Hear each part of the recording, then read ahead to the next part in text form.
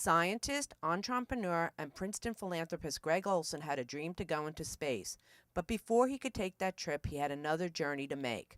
Olsen applied to the Russian space program for passage as a private citizen to the International Space Station. Unfortunately, he needed medical clearance to make the flight. He came to Deborah Heart and Lung Center, where Dr. David Murphy took Olsen under wing and was able to get him in top physical shape to qualify for the flight. I would not have gotten into space without the help of Dr. David Murphy and Deborah as well. I was a patient here, and when I went into my space training, I was actually rejected. I spent almost a year trying to get back into the program, but finally in May of 2005, Dr. Murphy and his wife actually went over to Moscow with me to convince the Russian doctors that I was healthy and fit to fly.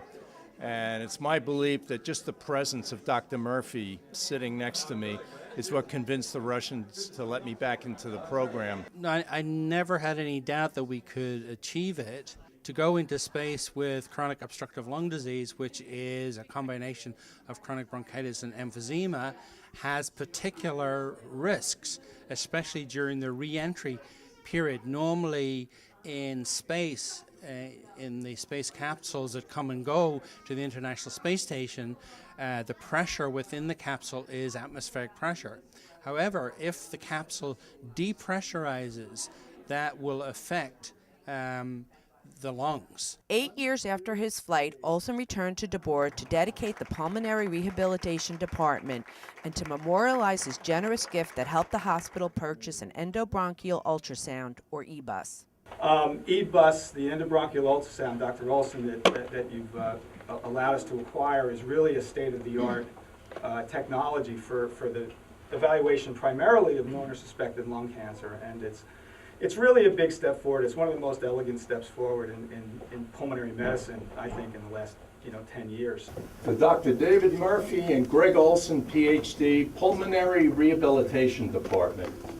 On October 1st, 2005, at age 60, Dr. Olsen was launched into space and spent 8 days on the International Space Station. I feel very gratified that we could accomplish it. And we accomplished it together, so it was a joint effort.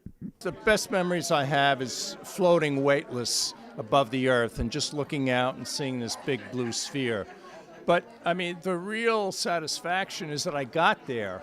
I had a lot of obstacles, and it's not just a lesson for me, but I like to share this with kids and students and everybody that, often things are not easy. And you just have to keep pounding away. And when you get rejected, don't give up.